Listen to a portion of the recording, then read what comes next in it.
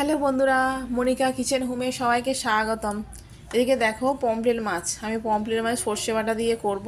আমি কেমন করে করি সেটা দেখো বন্ধুরা। পমফ্রেট মাছ নুন হলুদ দিয়ে মাখিয়ে নিয়েছি।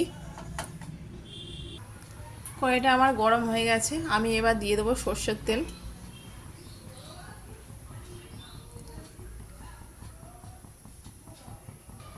তেলটা আমার গরম হয়ে গেছে, এবার এক করে মাছগুলো দিয়ে দেবো, মাছগুলো ভেজে নেবো।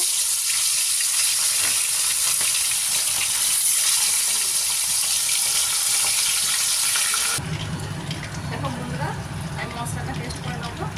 এখানে নিয়েছি চালমগজ আর তোমার হচ্ছে কালো সর্ষে, সাদা সর্ষে আর লঙ্কা, কাঁচা লঙ্কা একসাথে পেস্ট করে নেবো।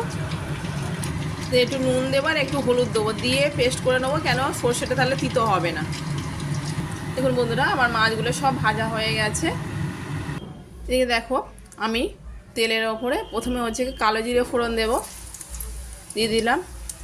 এবার কালো সর্ষে, সাদা সর্ষে, চালমগজ আর কাঁচা লঙ্কা আর একটু নুন দিয়েছিলাম, একটু হলুদ দিয়ে আমি পেস্ট করে নিয়েছিলাম, সেইটা আমি দিয়ে দিলাম।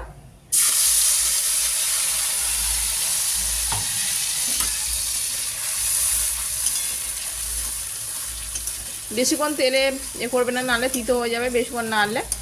এবার জল দিয়ে দেবো আমি একটু। আমি নুন দিয়ে একটু বেটে নিয়েছিলাম, আবার সামান্য একটু নুন দিয়ে দিলাম, অল্প নুন দিয়ে করেছিলাম। আর এতে একটু লঙ্কার গুঁড়ো দিলাম, কাশ্মীরি লঙ্কার গুঁড়ো। কাঁচা লঙ্কা আমি একটা দিয়েছিলাম আর লঙ্কার গুঁড়ো দিয়েছিলাম। দেখুন মশলাটা কত সুন্দর দেখতে হয়েছে। এবার জল দিয়ে দেবো, জলও অল্প দিয়ে দেবো।